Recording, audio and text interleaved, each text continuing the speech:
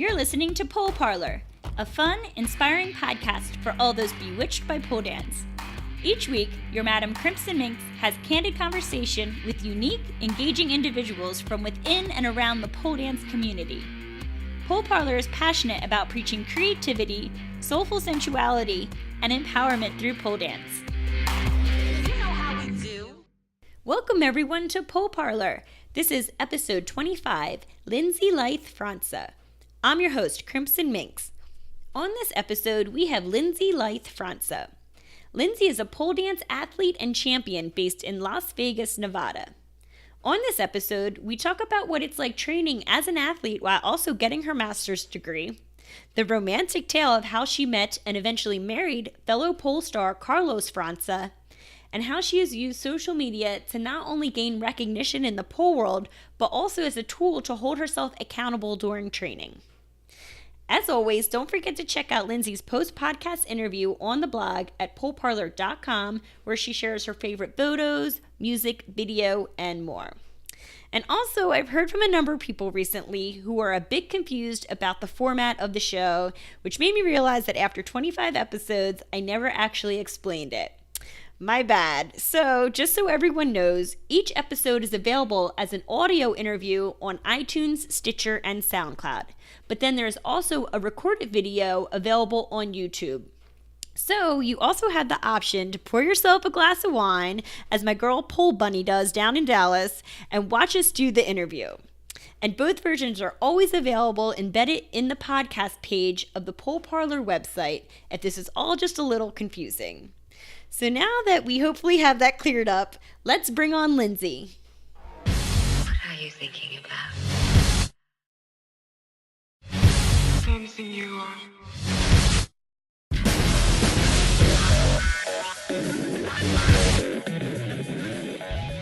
Hey, welcome, Lindsay Lithe, França. Did I get that right?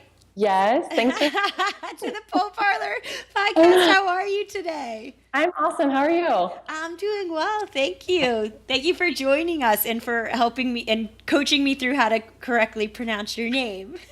Yeah, no, I'm grateful too. This will be a lot of fun. Yeah, and for those who don't know and just see the letters on the wall behind her all the time, it's Lindsay Lithe, França. Thank you. Yes. Yeah, tricky one. Yeah, well now we know. So how long have you been poling and how did you first discover pole dance? So I started pole dancing, over 3 years ago. I was always athletic growing up, and then I got into college. And I just focused on my studies and everything like that. And I was like, I really want to get back to that because I have so much free time and I don't really like just studying. So I was just driving down the street one day and I saw this huge sign for a pole studio opening. And I was like, oh my God, I've always wanted to do that, thinking like everybody does, that it's going to be a fun stripper class. Yeah. So I finally wrangled a girlfriend to go with me. And I actually went to a different studio, which was the one I ended up working at and teaching at and fell in love with. Different than the one of the sign I saw. But so I started taking classes. I took one class, completely fell in love with it, got my own pole a week later. And so that's pretty much the story of how I discovered it. And where was this? Yeah, Boulder, Colorado, when I was in college, yeah. Ah, okay. Undergrad. Okay, so you have only been poling for a little over 3 years. Yes. That is insane because you are so good. Oh, you're so sweet. Yeah, but I'm also being very honest. So you have do you have a dance background? You have an athletic background? What do you come off of? So when I was, I believe, age 5 to 12, that's kind of the range I can't even remember properly, but it's about then. I was in gymnastics. I used to love it. My mom put me in it. She really wanted me to be in the Olympics. It was like a whole big thing. But I just kind of started to grow out of it a little bit. I didn't, it just wasn't really clicking as much for me anymore by the age of 12, so I dropped out.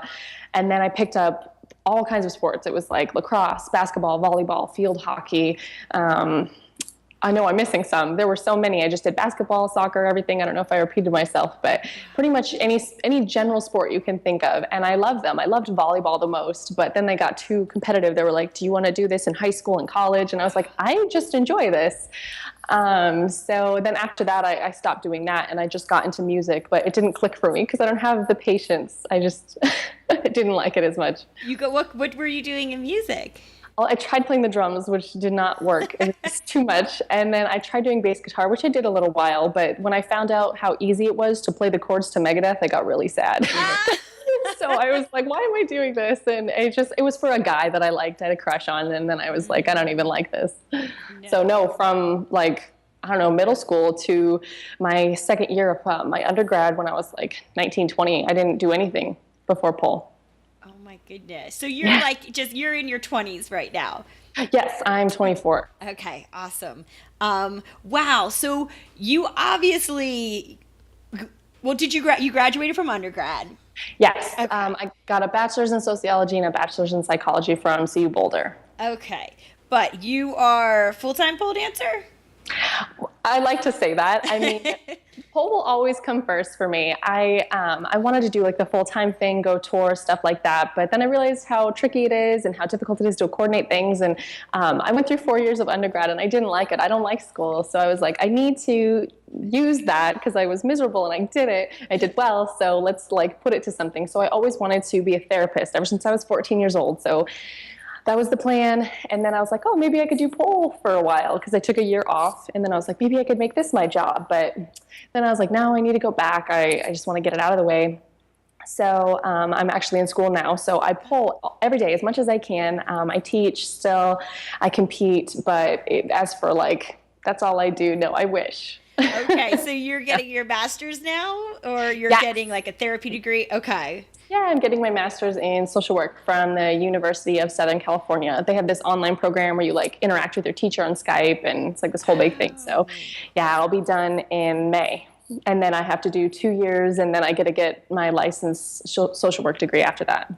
Oh my goodness. Okay, so you're balancing. Trying. Pole still comes first. Hey, Yeah. So yeah, like you are obviously very, accomplished. I take it you're in school, but you have to have an intense training program. Can you explain to us like what training is like? Oh, absolutely. I mean, before Carlos, I trained a lot. I used to train, like after I got my pole, I used to do like 7 hours a day. I would go to 7 classes a week. Like I was just all about it. It was the love of my life, So I used to just train constantly, try new tricks, try this and that, keep building up my strength. And then it's just kind of like built on that. And then I started doing more performances. So it was more performances here and there, training tricks here and there. But yeah, I always like squeezed it in. Like if I had a work break for an hour, I'd like rush home and like quickly warm up and like do some tricks. But then, after Carlos, when I started doing more, it was like, it's a lot more like rigid now. Like I used to be like, okay, let's try this fun trick and then this fun trick. And oh, why can't I get this? And I would spend like 8 hours on the same thing, which I don't recommend. Don't do that. Yeah. How do you know how to train yourself? It speaks to how important it is if you get serious to like bring on a real trainer who knows what they're doing. Oh my God. Yeah. He's got a circus background. So like, I was compared to him, like I was doing nothing. Like he was like, you're not really, training that hard. And I was like, what are you talking about? I put in hours in and he's like, yeah, but like what's in it? So like, for instance, say a competition's coming up, I will create the routine, work on the tricks like day in, day out. Cause I've like, every time I do, when I try to find a really hard trick that I want to master and I'll just focus on that while kind of filtering in the choreo. And then like, my last competition I was in, I had the choreo done and everything about a month before, and then every single day I'd run the routine, do a workout in between, run the routine, workout, run, workout, and then, that was, you only had 1 minute to like off, so it would be like warm up, run the routine, 1 minute off, warm up, run the routine, minute off, and in that minute off you'd have to work out, so it was really, yeah. It felt like Olympic training. It was intense. I have to like watch what I eat and always sleep well and stuff. So that's like when I do competition training. When I don't have a specific competition training, I'll like stretch really well when I warm up, and then I'll just pick a couple things I want to work on. And I almost always try to cool down with a combo because it kind of forces you to, because like say you bend a leg, well, you got to keep doing it. So like you're working out even though you're done. So it's like you're pushing yourself even further. So that's kind of what I do for training regularly. Wow. Yeah. Since you brought up Carlos, so for people who don't know, Lindsay is married to another pole dancer, and this is like our first Pole Parlour podcast pole romance that we can talk about. And so Carlos França, for those who don't know him, why don't you tell us a little bit about him, how you guys met? Okay, absolutely. So how we met is actually really funny. I don't know, I think it's like kind of like not too surprising, but everybody seems to be like, wow, that's like really crazy. I was just sitting in class watching a pole video before class one day, like I always did. Yes, as we all do. We're at work or Exactly. And I saw this male pole dancer video and I was like, oh, I never really watched this. Like I didn't know if it would really do much for me. And then I was like, let's check it out. And it was Evgeny's winning 2013 Finland routine. And I was like, oh my God, this is crazy. And then I was like, okay, let's watch another one. And then it was Carlos's. And my jaw just like, and my friend in class was like, what, close your mouth. What are you looking at? And I was like, you don't even know what I'm looking at right now. So I was just like completely blown away when I saw that routine. I still think it's my favorite of his, but, yeah. And then I just found him on Facebook and Instagram and I followed him and I started liking his stuff. And then he sent me a message one day and was like, thanks for the support. And I was like, oh. Because you don't think they have time to look at your stuff. You don't think they care. It's like one of many. So I was like, oh my God, like Carlos is talking to me. Like when he liked my Instagram video, it was like I was tripping out, copied it and shared it to all my friends.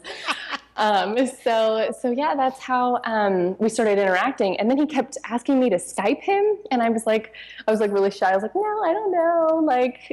And he just kept asking and asking. And I was like, how many times can I deny my idol and this like really hot guy who wants to talk to me? So like, okay. So we started Skyping.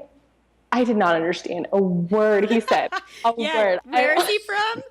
He's from Brazil. So he was living in Brazil at the time. He speaks Portuguese most fluently, then Spanish. He speaks English very well, and a little bit of German, a little bit of Russian, I believe. That's right. But yeah, he was just such a thick accent. I was like, oh my God, what did I get myself into? I don't understand what he's saying. But he just talked the whole time. So I just kind of was like, he's a big talker. But yeah, we just started Skyping like 3 hours every day, and then we started WhatsApp texting, and then I went and met him in Brazil in June of 2014, and I stayed with him for 2 weeks, and then we worked on getting him here, and again, just Skype, message. Oh my goodness. So yeah, for those who don't know, look up Carlos, because he's such an amazing dancer. I've seen him dance, live and obviously online as well. He is obviously very nice to look at. Nice work, girl. I mean, he definitely made out in the deal still, but he's you also did some good choosing right there. But he is like so incredible. Like his style, I think, is so unique especially for a man. Like it's strong, but it's beautiful. And he is ripped and strong as hell. So I could see the benefits of having him, as your partner, as a trainer as well. Absolutely. It was a huge benefit for me because things I wanted to do, like for instance, I was doing the Fon G before I met him, but then I met him and he's like, you're doing this all wrong. You know what I mean? So even though you're getting the trick, like the technique, are you like, oh my God, like I hope I don't kill myself every time you do it, like then you're doing it wrong, so he just scooped away all of this stuff that I thought I knew. I actually wish I never trained before him just because I had to like relearn so many things. But yeah, he's incredible. He will literally just start by dancing and looking in the mirror and like looking how he's gonna move his hand and his facial expression. It's really hard to train with him because he's so like, no, your hand needs to be here, not here. Like, it's so frustrating. But that's why he's like, he really, really focuses on those things. That's why he's so beautiful to watch. He's got the details down. And his history's in circus? Yes, he was doing circus. He started ballet and karate when he was really, really little. And then he started doing breakdancing, and then he found capoeira. And then after that, he went into the circus. It's, I don't even know how to say it. It's like a Brazilian kind of dance fight kind of thing where you move around and kind of miss each other. Yeah, so that's why he can do like the handstands and the kicks and all kinds of stuff. So it's really cool to look at. He's got some videos on his YouTube of it. But and then he did that, and then he went to the circus forever, and then he's just been doing pole and TV shows and circus and events and stuff everywhere. So that's his background. Wow. And so was it tough to get him, because you guys were still dating when he moved over here, right? Yeah. Okay. And so I'm sure that was really difficult with the whole visa and everything, but Yeah, well, we actually, we were dating for a month before then, but we had been talking for over a year and a half, and we like really wanted to be together. And, I'd asked around to a couple of people because, like, for instance, Cleo the hurricane, she lives in Australia and she came here on a fiance visa and married her honey. So me and Carlos did that too, because we were going to do this one visa that a couple pole dancers have done. It's like this new special visa, but it would have taken like $10,000 and like over a year to put together, and then it would only last 3 years. And so we were like, okay, we want to be together. So we actually came here on the fiance visa, got married. That's why it was so fast. And then and then that way he could stay in the country and we could be together as well. And then you apply for the green card and everything after. Isn't that so cool that the community's so like rad like that you could just reach out to people and be like, can you help me with my non-pole issue, namely like getting my lover into the country? Yes. That's exactly right. So nice that, you had people to go to. Yes, totally. And you guys got married right before Pole Expo last year, right? Yes. Yeah, like 2 days before. It was a very long weekend. Wow. Yeah, I could imagine. Well, I'm happy it all worked out for you guys. So is he like, and this podcast is now about him, but now he's like, not just your husband, but he's your trainer now. So what's that working relationship like? Let's just say there was a learning curve. So I've always been a pretty take charge person. So to have somebody very particular, my way, this way, it was different. And especially I taught myself for 2 years before he came. So I was used to relying on myself, and he's used to heavily spotting. So we'd get in a lot of fights over that. So we kind of worked it out where we kind of met in the middle. He's more hard headed than me. Like I kind of realized, okay, if I have to have him help me Fon G train, I'll just listen to him even if I disagree, and then I'll just do what I think. So but yeah, it's complicated. We like I said, it gets very frustrating when we train for routines together, just because he really cares about that stuff, and I wish that I was better at the dance part and the little moments and stuff. So I'm working on it for sure, but to me, like, I don't enjoy that. You know what I mean? Like, he loves it. He's like, he'll sit in front of the mirror and like dance and stuff. I just want to keep like seeing what tricks my body can do. You know what I mean? So, so we are, I do put the time in and stuff, but for me, it's just a little more frustrating. So when he's like very perfectionist about it, I get kind of like, oh my God, but I'm grateful. He really is the best teacher in the world. Like, I will go to my grave saying that, because he really is. He has the circus background. He understands body engagement, body awareness. Even if you look back at my videos of me doing Fon Gs and stuff, you can see how much more engaged I am now than then, and I didn't even know. So I was just really grateful, and he has really great techniques and stuff. And he doesn't have my flexibility, so sometimes he can help me get into stuff even if he can't do it. But yeah, it's good. We work it out. Yeah, it sounds like you bring out, the best in each other, or like what, the strengths of each other. And like, I'm sure him watching you, he's learned to maybe like, focus on other things as well, and maybe not be so consumed with, the minutia.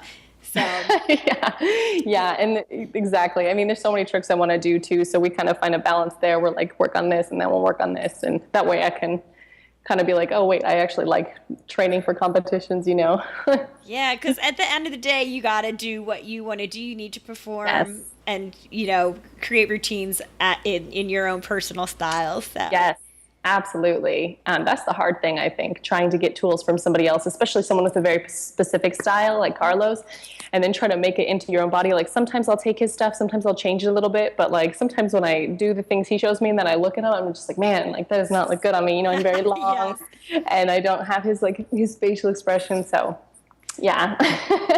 Yeah, well, that's part, and that's part of being like in a married couple too, is just like, all right, pick and choose, and how do we work best together, and how do we learn to work through the areas that are maybe like a bit, we're not so on the same page. Absolutely. I totally agree. That's it. That compromise. Yeah. Just making your marriage stronger in the end. Yeah, absolutely. For sure. And so, for those who are watching, Lindsay is in their kind of training area. And for those who are just listening, if you ever check out Lindsay's Social media, you know what I'm talking about. It has like the big letters in the background. So what is this? You guys are in Vegas now, right? Yes. We moved here like a month ago. We're still, I mean, everything's all unsettled, but like unpacked and everything. But yeah, it was just recent. Mm-hmm. Did you move for pole reasons or for?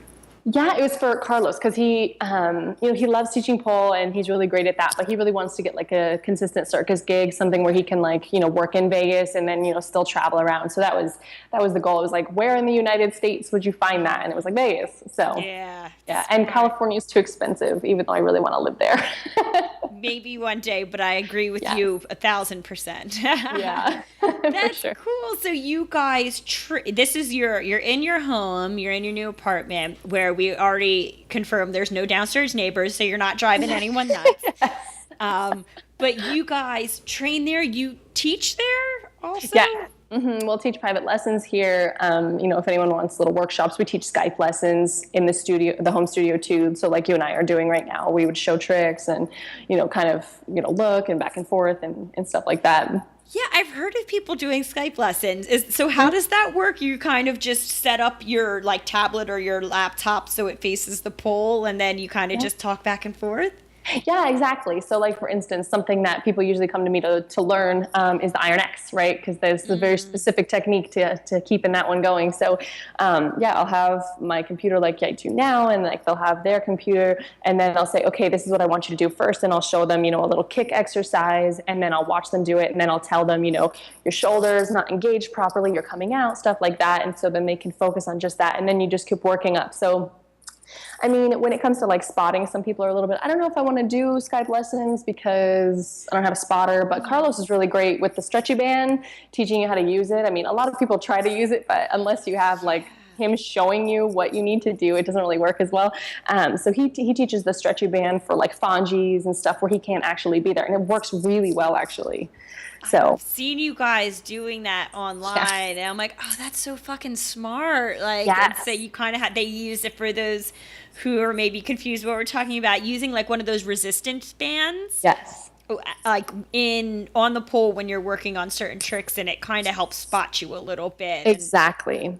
Yeah, like it kind of, because, when people are trying to figure out what their body's doing in the Fon G, there's so much going on. So if you have something that's kind of helping, give you some weight and help you come up and not, because gravity's fighting us for everything. So if you have something kind of picking you up a little bit, you can kind of get the trick on your own until I feel that in my body now, so I know what I need to do. So it's really cool. It works really well. Gotcha. So you do the Skype, and then you have people just come over to your studio, and you don't do classes, you just do privates. Yeah, just private lessons. I wouldn't even know where to start setting classes, plus being in school and training myself. I wouldn't really have time. That's true. Wow, I can't believe you're doing all that. But you've been teaching for a while now, right? Yes, I started teaching 7 months into pole dancing. Yeah, that's when I got my little certification from my first studio where I was teaching level 1 and 2 and then just went from there.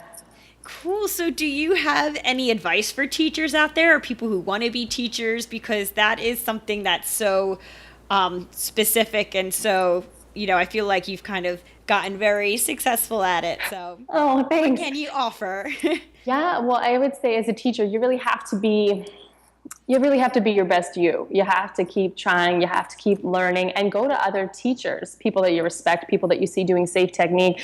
Keep learning, and that way you can translate it to your students. Like, I've always been really great when it comes to figuring out tricks by looking at them. I just find an Instagram video and then I figure it out. So not everybody can do that, right? So a lot of my students are like, wait, I don't understand where my leg goes. So once you can feel it in your own body and kind of work through it, and then you can translate it to somebody else. And then also realizing that even though you might explain it one way, you might need to, if they're still not getting it, you really have to keep explaining it in different ways until they finally pick it up. Because sometimes Carlos will say something to me, and then I have to say something that doesn't really make sense, but it makes sense in my head, and then I can get it, you know what I mean? So even if you have the best teacher, but I say keep learning and train yourself regularly and stay up to date on tricks. I mean, people come to your class and they're like, I really want to do this, and like to be like, it's fine being honest and be like, I actually don't know how to do that. Let's figure it out together, or I'll show you next week after I kind of workshop it. But yeah, I mean, tricks just keep coming. So the more that you can do, the better. But I would also recommend taking a spotting class. That's something I've noticed a lot. A lot of people don't really know how to spot. It really comes pretty much all from the hips, right? The hips are really what's weighing you down, no matter what you're doing or anything like that. So if you ever see a spotting class or workshop, or like say you see Carlos or Phoenix Kazri, like two people that I really think are great spotters, and you want to take a private with them, ask them, how would I spot if I did this? And then she can demonstrate or whatever. So yeah, I would say those things. And if you think that you're a great teacher, then go for it. It's a great way to push you to be better. I mean, if I just didn't teach, I probably wouldn't have learned a lot of the things I did learn, you know what I mean? And it actually pushed me to be better, because everybody wanted to learn different things and figuring out people's different body parts. Because, even if you're not a teacher, people might ask you to do something. Well, one girl might have really long legs and somebody else might not. So you kind of have to, I don't know, it kind of helps you learn yourself by seeing so many other people do it, and you can kind of be off the pole seeing what's going on. So it makes you better pole dancer as well. So, yeah. No, that completely makes sense to me. Yeah. Do you have any, I know that you have your trainer, you have Carlos, but do you have any other resources and how you stay up to date on tricks or learning things? Yeah, well, actually, when I first started pole dancing, that's the reason I got my Instagram, was because I learned tricks, and then I wanted to do them and archive them, I've done this, and I can keep touching back on that while I'm learning here and there. And then, so Instagram's always kind of been my, the trick central. Okay. I used to just copy tricks and figure out how to do them and stuff. So whenever my students bring me something, I say, bring a video so I can look at it. Cause I'm good at looking at and seeing what's going on.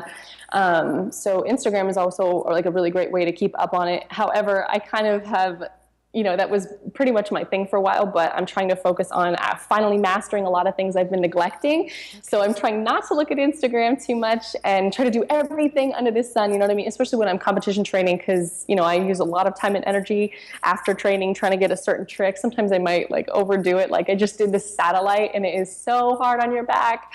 And so that's kind of hard to balance, keeping up to date on all these tricks. Yeah. What are you actually flexible for? What's your ability level? A lot of people try to do stuff that they aren't flexible for, but you don't really know that sometimes until you try it. Yeah, because you watch these people online, if you're watching the Russians or something, and they make it look so easy, and you're like, I'm definitely going to do that in my next class or my next training session, and then you're like, oh no, they just made it look easy. That is damn near impossible. Totally. I didn't realize how much back flexibility or shoulder flexibility you need to have for it. Exactly. And I do that too. I'm like, no, I can eagle, I can do that. And then I'm like, oh my God, no, I can't.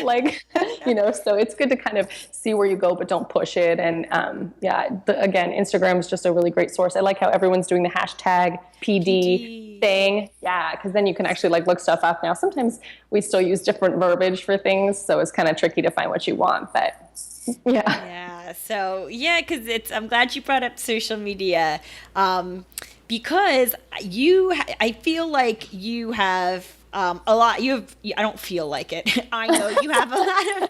That was a really weird way of setting that up. I know that you have a lot of followers, and I feel like social media has really helped you become successful in pole. And do you agree with that, or what was that your intention? What's your thoughts on that? Yeah, absolutely. So I actually had this friend, and I kept posting my progress on Facebook, and she kind of was like, you shouldn't do that because it kind of, people might get the wrong idea from you. And then I was like, I'm not trying to be cocky. And then I was like, okay, so I'll post on Instagram. So I got an Instagram and I started sharing there. So that's why I did it. And it would, like I said, it was an archive. It was a way to okay, this is a cool trick and I don't want to forget it. Let's video it so I remember how to get into it. And then after that, I started using hashtags. I didn't even know what the worth of them was. And then people started messaging and commenting and liking and, hey, try this and try this pole challenge. And hey, can you do one of these for me? And it just blew up, and I started getting friends, and I started copying more people. And then it just became this huge, huge thing. So yeah, I mean, it pretty much, kind of scooped me up from being just some random pole dancer pulling out of her house in Colorado to, what's going on this week. So yeah, I don't even know what to say about that. That's kind of what social media did for me. It really didn't start off oh, let's get a bajillion followers. I never even thought about it. It was just I was doing it for me. And then I saw that people were actually wow, like you're inspiring me to do more work. Like you see you training every day. And I was like, oh, wow, like, that makes me happy. Like if I can make somebody else want to do it, because I know how good it makes me feel. And then now it's like, it's not really expected, but like, you become irrelevant if you kind of disappear for a while. So you kind of have to continue to do what you do. Plus it just always makes me train harder. Like I said, I'll train a bunch and then I'm like, oh, I want to make an Instagram video. Let's push myself even harder. So I'll train longer. So it's good. It's always pushed me to be better. Cause like, for instance, I used to have terrible, terrible lines. Everybody does when they start, Yes. like unless you're a ballerina and know what they mean. So I would watch my videos and be like, no, that's not good enough to share. I microbended at one spot. And so, I just keep doing it and doing it. And that's how I got my lines to be so much better, is because I was like so particular about what I posted. Sometimes I get like, okay, that's good enough. But yeah. So you don't, do you have a strategy or something, like a certain amount you try to post per day, or is it really just organic, whatever you're feeling? Okay. Yes, absolutely. So, I don't know, just from what I've come to learn from myself from social media, I would say 3 posts a day is max, unless you have something severe to say, which is unlikely. 3 times a day is max, and never try to post back to back. Like you're missing so many people. Like the more you can spread it out, you're going to hit people in different time zones, people who finally can check their phone after work that day.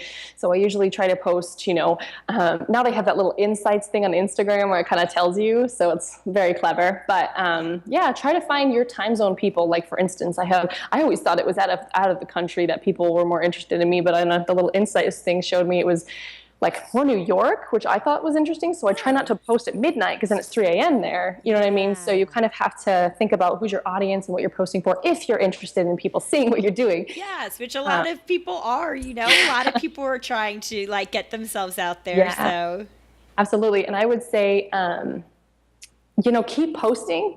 And push yourself, like make the video better. So you do one and then try it one more time at least and try to make it cleaner, nicer, stronger, better, right? And then that's what's going to make people, continue to watch you, and it's going to push you to be better. So, because like I said, I would be so exhausted, but I'd be like, no, I've done this so many times. I have to fix that leg. And it just made me a lot better. And then it made me look more professional because I was focusing on cleaning my lines and stuff. So yeah, it's a great teacher, honestly.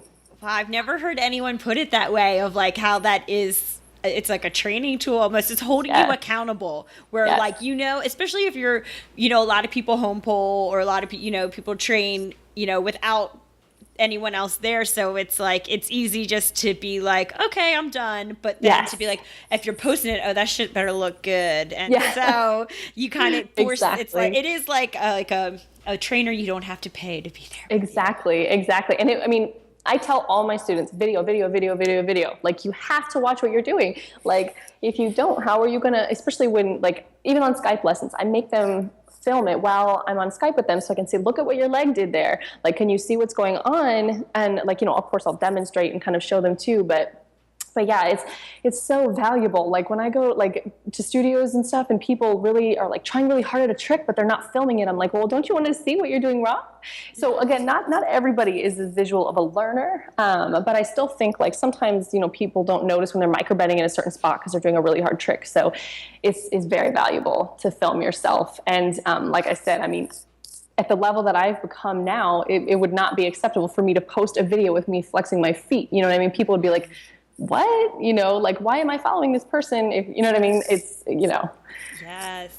And at all levels, though, even if you're not, doing tricks, I think I find it really helpful when, and I don't like recording myself. I never remember to. Okay. But then when I do, if I'm dancing, I'm like, well, thought that was really good, but I'm making this weird shape with my body. And then you can fix it so quickly just seeing it. And then every time I'm like, why don't I record more? Because I learn so much more quickly that like what I think I'm doing is not what the hell I'm doing. Exactly. That's how I feel too. Yeah. Or something you're doing, you don't even realize you do it. And you're like, oh, that looks good.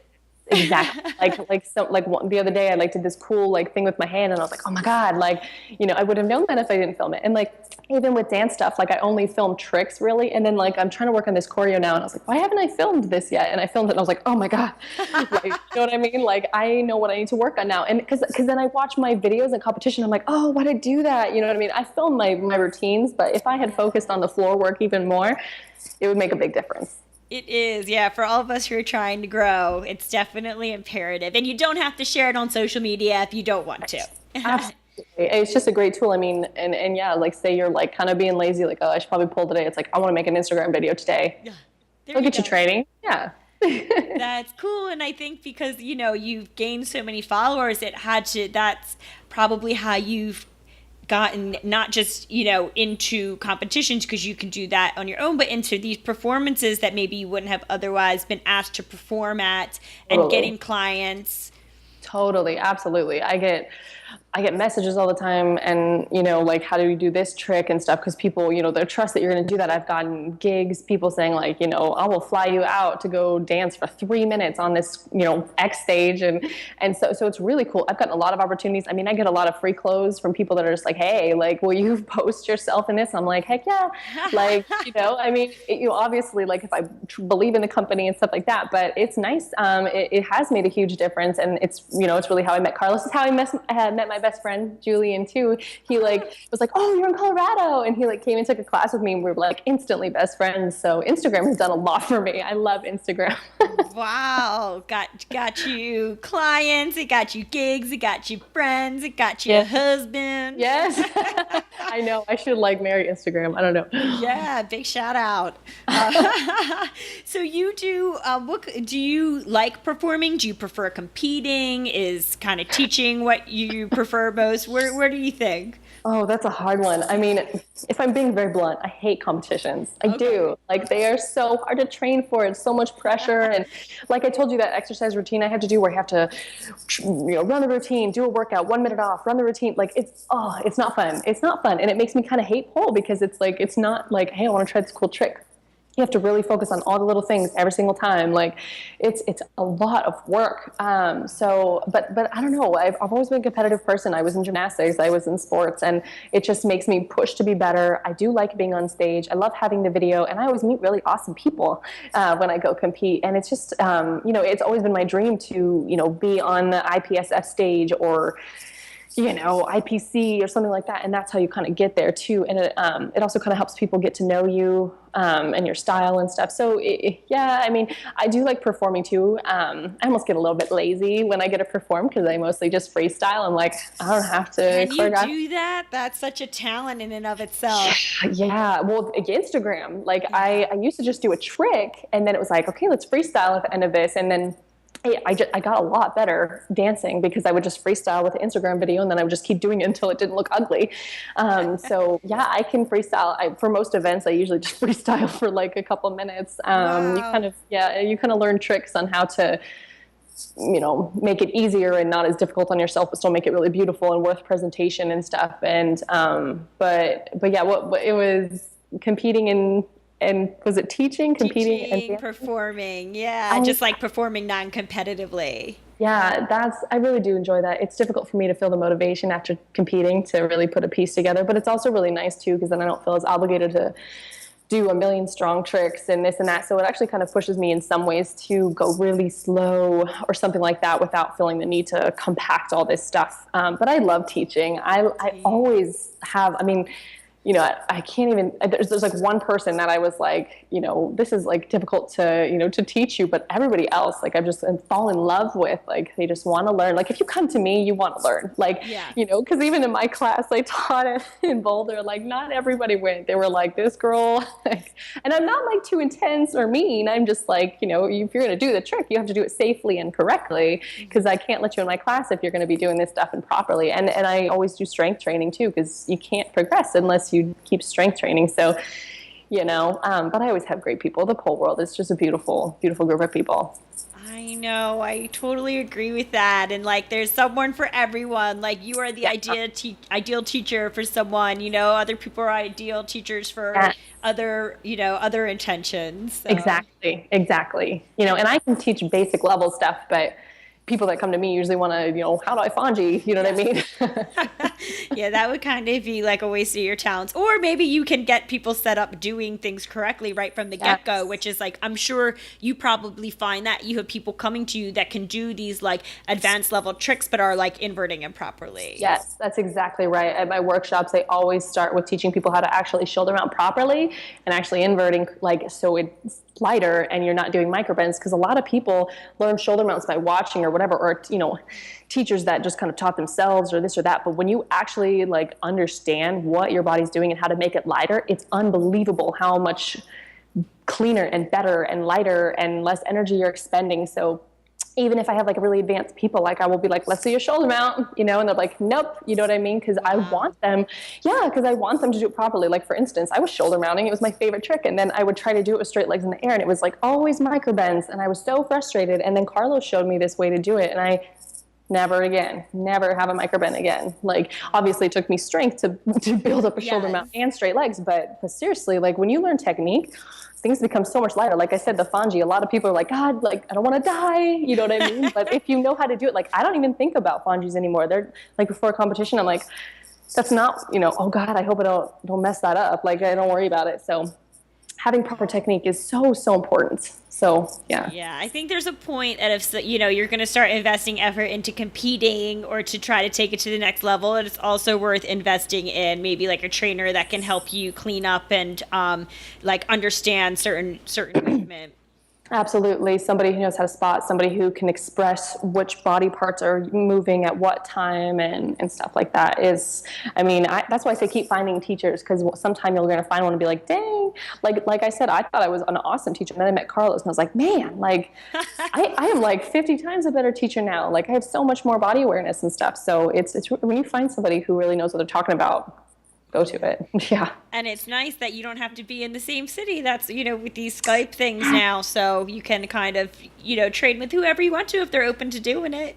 Exactly. I love that. It really does make a difference. I know a lot of people that have done competitions and stuff with just training with me and Carlos on Skype, and they have just destroyed it, made huge progress. You know what I mean? Just like I said, even just doing a shoulder mount properly or this or that, you can really make a difference.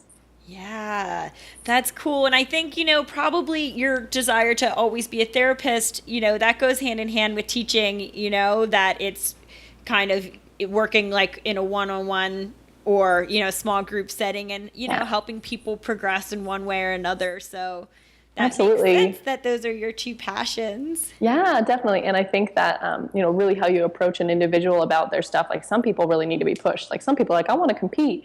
And then they don't really push themselves. They're like, do you really want to compete? Because I tell them, I'm like, what are your goals? I ask them first when they become my students, and then I will tell them why I am going to push them more. But if, they just want to kind of learn some more tricks and keep putting their toolbox fuller, then, it might not be as hard on them. So yeah. That makes sense. And so what is like moving forward, but like what's your trajectory? Where are you hoping to go with everything? You're still competing. You're still like, is there something you're focusing on moving forward as you make it through your academic program too? Yeah, I'm just trying to, I have a competition coming up. I'm going to do the Southwest Pole competition. I've never done a PSO before. I've been told multiple times do PPC and stuff like that. So I never have. So that'll be interesting. I was focusing on the PCS Pole Championship Series because I wanted to do the Arnold's competition. So maybe that's still going to happen. I can see it. Yes, I think you definitely will get there. I have no doubt. You're so cute. I would love to because, that's kind of my comp. Yeah, more strong tricks, stuff like that. But ultimate goals, I would really love to perform more or compete internationally. Like I said, IPSF. I mean, I don't know how I feel about like the particular angles that they judge you on and stuff. But like Rafaela Montanaro, she's one of my favorite pole dancers, and she just destroys it. And she's just a beautiful, strong woman. I would love to compete like that, where tricks matter. Because I've been in a few competitions now where like my tricks will be a lot more advanced and very difficult, but somebody else had like a better character or a better dance. And like, that's what they're looking for, you know what I mean? So I think I would kind of prefer a more international comp too, so that they can kind of, it's more at that level for tricks and stuff. But IPSF and IPC and just international competitions and judging and touring and stuff like that, that's what I'm looking forward to. Cool. Yeah, you definitely have a lot of time ahead of you. And so, yeah, you're interested in those competitions that are like real deal, no joke. Like you definitely subscribe to the more athletic side of pole, which is cool. It's so amazing to watch. It really is, because you do it so beautifully. It's, Thanks. It's not like watching someone lift weights or something. Like it's still dance. So yeah. And don't get me wrong, I never had a dance background. I wish that I did. I don't hear music the same way as a lot of people, and I can't, my movements, I'm working on it now. I'm taking dance classes. Carlos is Yeah, it's hard. Yeah. It's hard though. I do wish I had that ability. So don't get me wrong. When people have like beautiful, beautiful dances and I'm just like, oh, I wish I could like, get that expression out, but I just love doing tricks. So that's kind of where I gravitate no matter what.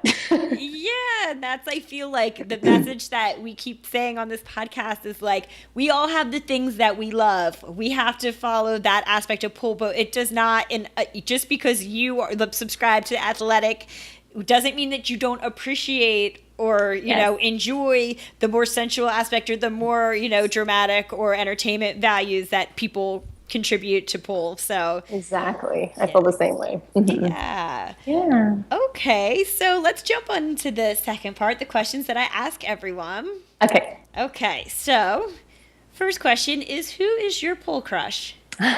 That's really hard. I was looking at that question and I was like, so I'm going to list a few if that's okay. That's completely okay. Carlos, of course. Yeah. My best friend Julian, I love watching him move. I'm just like, how do you dance like that? Like in the air, like he's just so beautiful and slow and takes every moment, What's his last name? What does he go by? So if people want to look him up. Yes, it's Julian Miguel, Julian with an E, and he's on Instagram as that. Julian Miguel, okay. Yeah, cool. And then as for women, Phoenix Casry, definitely. Yeah. She is the ultimate of all worlds. She's got dance, she's got style, floor work, combos, her strength. Man, like I was just watching, my favorite one of hers is Pole Art Italy. Okay. She was nonstop. Like this trick that took me like a month to train, she like pulls that at the end of the whole she's just unbelievable. She was a ex-gymnast teacher, and every time I take a private lesson with her, she's always like, okay, what's next? Like she's always like, go. Like she's awesome. I have a huge crush on Ayana. She's got perfect lines, super, super strong. She's like one of my ultimates. She's like, if I, kind of what I hope to look like. Hanka Von Solar has always been one of my favorites too. She's just such a badass. Like she's always doing really cool, hard stuff, and she's got great lines. Yeah, there's just so many, but I think those are some of my favorites. Solid. Cool. And then, so how would you like to see the pole community evolve over the next 5 years? That's a hard question too. I don't know. I'm a little cautious about this whole Olympic thing. I love the IPSF idea because it's an opportunity for pole dancers who want to go there to do that. What is that? What is the Oh, yeah. So I believe it's IPSF, International Pole Sports Federation. It's the one in London. Uh-huh. So it's the more gymnastics one where they have people that are actually trained judges. Uh-huh. And there's like they have a whole book of like tricks to do and what points that you get for them. And like if you're doing like a human flag, like what angle is your legs at and stuff like that. So it's rigorous. It's like Olympics, which is what they want. They want to make, pole into the Olympics. So that's kind of like the start of it. So there's some dance, but it's very heavily tricks-based, strengths-based, stuff like that. So it doesn't really allow you to, you can't booty shake, you can't do stuff like that. But you can, it's intense. You can't just like do whatever trick you want. Like you kind of have to follow what tricks are available to you or put in new ones and kind of offer them up to say, hey, can I do this? And then they might have to give it a point system for that. So it's, like I said, it's rigorous. They have standardizing everything. Yes, okay. Exactly. So I think that's great for people that want to do it. Like I would love to go and like push myself because I think of all the competitions, that would be the hardest to, like that's ultimate goal. Like Rafaela Montanaro is amazing because she just beat the world record this year for that. So I think that would be great to see if I could push myself to that level. But I don't know. I mean, I hope that there's more competitions, more studios. I really hope that like in Brazil, a lot of people have studios and live off of it. Like studios are, studios are booming there, and pole dance is on TV a lot more often. Like Carlos is on TV a ton, but like here, studios are closing all the time. So I really hope that we can figure out. I don't even know what they're doing in Brazil to make it work, but I just hope that we can get more people coming into these studios so it does stay a vibrant business. Because so many beautiful pole studio owners start these studios with all this passion and then have to close down. So I really hope that we get more awareness in the communities and stuff. Like, if I say I'm a pole dancer, I don't have to be like, I'm a pole athlete, I compete, every time. Or like, just kind of, I don't really hide it. I usually kind of let people wonder or go look it up. But I would like it to be a little bit more mainstream. But those are just kind of my thoughts. Yeah, I think that's how it has to happen. It has to be more mainstream in order to get the more respect, to get people to be willing to pay for it. And so is it way more in Brazil? Is it just way more accepted? And is there less of a stigma attached to it in Brazil? I mean, Brazil is such a sexy country anyway, so I'm sure that they're like not bothered, like, oh, like that pole over there, that's so offensive. What's, you know? Absolutely. I mean, you'd have to ask Carlos a little bit more, because I've been trying to get at the root of this, because his studio owner, like, she was always making money, and she had, a great student influx, and it's just more accepted. I don't know. I think they've been doing it longer. Their level's higher. Like, their competitions are a lot better, bigger than ours. Like, the tricks that I'm training really hard at, like, that's like baseline level. Like, they're very, very advanced.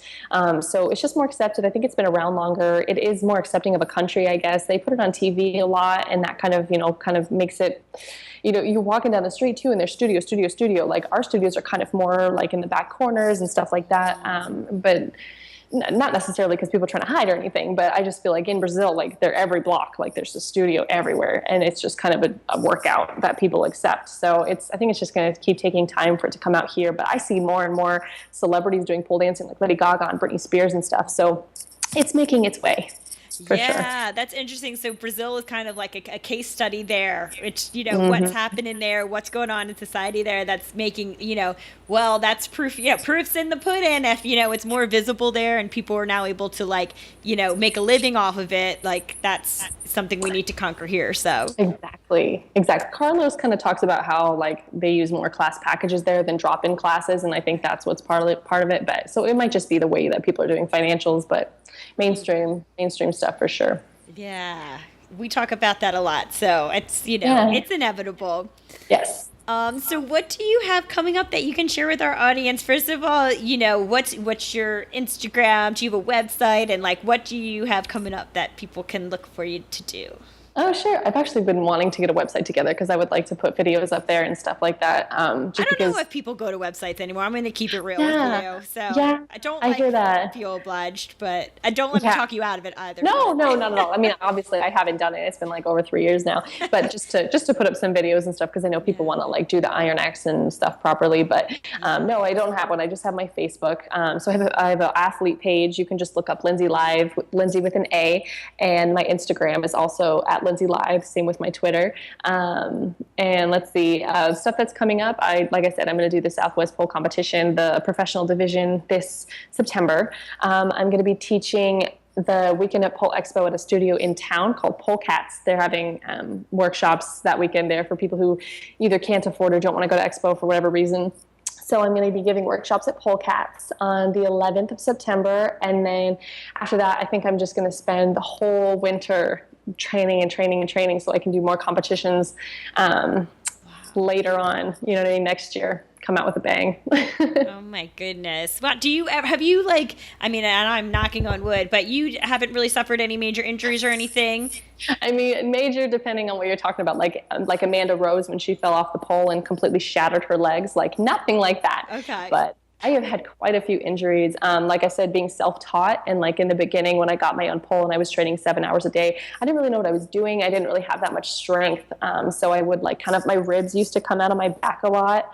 And Holy shit. well, just because, like, doing twisted grip handsprings and not having a lot of muscle development. And then just, like, I learned handspring wrong from a YouTube video. So I'm telling you guys, don't go to YouTube for your classes, okay? Like, trust me, don't YouTube your classes. So yeah, doing the handspring, I kind of, like, I would twist my ribs out, and then after a while I got my body worker to kind of work with me, and then we built up my back strength, and I learned to do handsprings properly when I was stronger. So that was kind of how it started. And then I used to just destroy my wrists, just overtraining, not strengthening my wrists. Like, I use the weight now and, like, do exercise for my wrists. I always stretch my wrists out. I do hand warm-ups and stuff before I train. And then shoulder injuries. One time I fell off a pole at a photo shoot. We thought it would be really cool to put water on the pole. Dumbest idea ever. So stupid. And I was upside down, and I fell, and I popped my shoulder blade out, and I was lucky enough my body worker popped it back in. So stuff like that. And then before my first competition, I did a ton of deadlifting the day before. And then the next morning I wanted to do some pull-ups before work. Was not warm. Went up, I like did a couple and I shredded my shoulders. So I was out for like a month and I was like, oh my God, I'm not gonna be able to compete. But I healed and I was able to compete and stuff. But never ever touch a pole without being warm. I swear the other day Carlos tried to show me this trick and I warmed up earlier for pole. But then I went to go do this trick. All I did was grab it like an invert and I hurt my shoulder for like a week. Like, you know, always warm up. Yeah, like even at a party, if you see a pole, just keep walking. Like, you know what I mean? Like you can do like a little fireman maybe, but don't be showing off your handspring or something. Exactly. So I've been lucky. I've got a lot of injuries that have kept me out here and there, but nothing too bad. I did injure both of my hamstrings, but you know, obviously I kept pushing, so I'm still working on kind of healing those. Those are the worst to get back. Yeah, and you know, you said you work with like a body person, so you have like that's maybe something that is worth investing in, and once you start training at that level too, having like a body worker to Totally. If you're going to put the time in to train, like you need to invest in yourself. Like I am living on student loans right now, but I still make it time to see my my masseuse, even my body worker's in Colorado, and I miss her so much. I called her my fairy godmother. She was always putting me back together like Humpty Dumpty. Like I said, she pulled my bone back in when I shredded my shoulders. She healed me. I used to have horrible wrist problems, so I did acupuncture with her, and she did body work, so she knows she'd help. She like chiropractic almost. She'd help put the bones back, and she did cupping. So I recommend, like at the very minimum, get a masseuse. If you have rib injuries, though, like if your ribs are coming out your back, I don't recommend a chiropractor that's just going to push them back in unless they're working with the muscles, because he would just push them back in and then they would pop out and all the cartilage got really loose around it, so they just kept popping out. So yeah, so make sure you have a good chiropractor. Don't go to the joint where it's like $40 and they just pop you in. You know what I mean? Like, because that's what I did, and they just like put me back together and it didn't work. So find a good masseuse. Sometimes you can do pole trades and stuff, but it's so imperative, because like I'll hurt myself before competition because I've just been training so hard, and like I don't want to pay for a massage and then I get injured. Super important. Yeah. Cool. So before I let you go, can you leave us with an empowering message or quote or anything just to sign off with? Sure. Okay. I was kind of thinking about this too. I have a million little phrases that I tell myself every day. One of my favorite ones was in $1 Million Baby. It was in the background of her boxing gym. You know, she was staying up all night boxing, and it said, "Winners are willing to do what losers won't." And it doesn't mean, you know, like winning a competition, but like, you know, people are like, I want my Iron X. Well, you had to train it. You know, you got to work at it. You got to work at it. You know, people say, you know, I can't wait to be at your level. That's awesome. Like, you know, keep pushing, keep trying. A lot of people get really defeated when they see like an eagle. They're like, man, I'll never get there. Well, you know, how long did it take that person to get there? You know what I mean? So the best thing I would say is, you know, you hear it all the time, but don't compare. Use it as motivation. I think that's something we do too, is we get jealous and envious because we're comparing ourselves, but use that as motivation. And, you know, some things you can't change. Like some people have long legs and some people have short legs, and that's just how it is. But, you know, there's nothing that you can't do other than that, unless, you know, you have some severe injury. So as long as you keep pushing and just believing in yourself and support yourself by positive friends, and don't expect that you have a timeline you need to be on. A lot of people are like, you know, you've been doing this for 3 years and I've been doing it for 5 and I don't have my Janeiro yet. Well, you know, everybody in their own time. Some people don't have time to train as much every week. Some people have work, some people have kids, some people don't have their own pole in their home. That's okay. You know, do the best that you can. And if you really want to progress, I say find a really great teacher that can show you some great technique. And, you know, you really have to pull more than once a week if you want to keep your strength up. And you know, you can totally do whatever it is that you want. So, you know, stay up later, make a longer Instagram video, you know, find something that you like in your idol, like, oh, I really like her lines. I'm going to work on this time, you know, this time, or I'm going to spend today on flexibility, and just fit it in. Like if you need to put something, if you're like, man, I really want to work on my splits, but I feel like I never have time, put it in your warm up. You know, and never ever pull without being warm. And, you know, if your body's telling you to rest, listen, because there's a reason for it, you know. But I just think that everybody's capable of doing stuff. It's so amazing to see people progress, and I just, you know, I love it. Like if you even go look at my old videos from like a year ago, they're horrible. You know what I mean? I wouldn't go that far. They're just not maybe as good as they are today, but yeah, but you know what I mean? And we're all our own worst critics, and that's okay. We all are. So, you know, find people who be supportive of you, and you know, make time to pole dance if it's what makes you happy. Love it. Awesome. Lindsay, thank you so much for being on the podcast. It's been so fun talking with you. Yes, thank you. This was such an honor. I really appreciate it. You're so sweet. Anytime, darling. Okay, bye, hon. Have a good day. Thank you for listening to the Pole Parlour podcast. Want more? Visit poleparlour.com for show notes and to link to the Facebook group where you can connect with other poloholics and continue the conversation. Listen to past episodes and subscribe to new episodes on the website, YouTube, iTunes, Stitcher, or SoundCloud. Lots of love, babes. Thanks for listening.